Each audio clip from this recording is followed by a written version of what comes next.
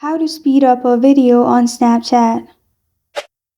Hi everyone, I'm here to assist you today without any delay. Let's jump right in. First, open Snapchat. Take a video however you want. Then simply scroll to the right or left as you add filters. Swipe until you get rabbit-like option, which is the speed up. You will find slow one and the speed up version. Speed up version has rabbit mark in this way. Simply add this or simply select this by clicking on circle at the bottom, and speed up will be added on your video. This is how to speed up a video on Snapchat. Thank you for joining me today. If this video helps you out, please leave a like and subscribe for more. Got a question or want to suggest the topic? Comment below. Thank you for watching.